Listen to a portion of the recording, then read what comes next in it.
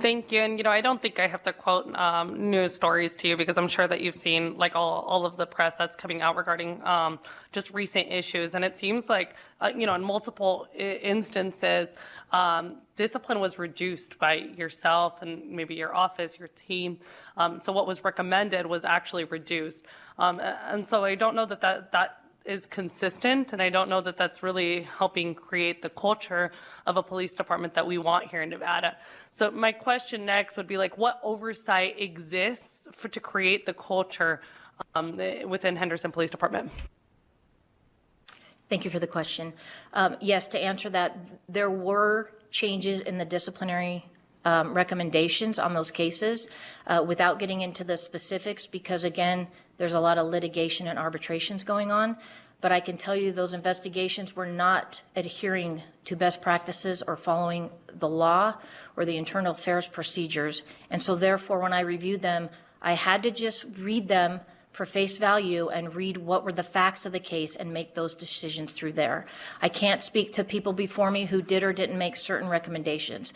I can tell you moving forward from May 1st, since I've taken over, everybody is very clear on the type of disciplinary decisions we will make. Unfortunately, I can tell you that I have already had to recommend termination of 3 officers since I've taken over and a demotion of an officer. I don't take that lightly, but I can tell you when I'm presented a thorough and unbiased investigation, then I follow the discipline matrix accordingly. But that's the problem from the past, without getting too far in the specifics, that these cases were not done following the officer's rights or best practices. I don't want that moving forward because, again, it's a failure on us as an agency to not properly investigate and then, yes, hold officers accountable for their actions once it's proven through an unbiased investigation through internal affairs.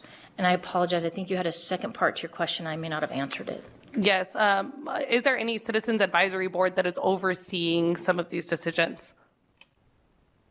That's a great question, and that is something we are currently establishing. For many years, we did have that advisory committee, and then unfortunately over the last few chiefs that were prior to me, they got rid of that or removed that from part of our protocol. That is something that we absolutely want back in place, and it's something that we've been working on.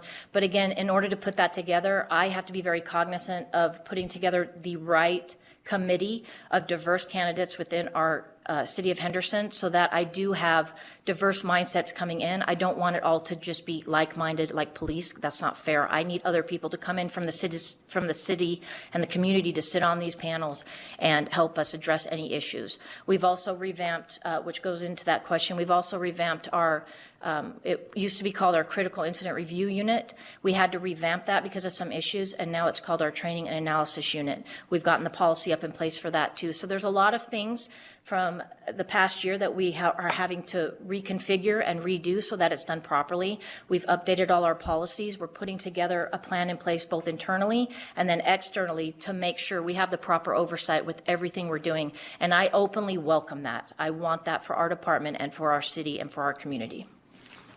Thank you. And would that advisory board fulfill the role then of like oversight and that oversight review board through the city? And then would because I believe Metro has one, and I don't know that Henderson has one. And then what is the timeline? If you are currently in the process of implementing that, what is the timeline and when will that be implemented? Yes, our goal is to have that implemented within the next 6 months. It's one of our top priorities. Unfortunately, over the past year, there's just been a lot of things that I've had to correct, and it's definitely a priority to us, but we had to get in our internal processes corrected first before we then pulled the community in to help us. And they will have oversight, and they will be part of the process. I can't put them as part of the process of internal affairs because that's a collective bargaining, but I can make sure that any questions or concerns, we are transparent and answer those, and we will make them part of the understanding of why we make decisions and how we're moving forward.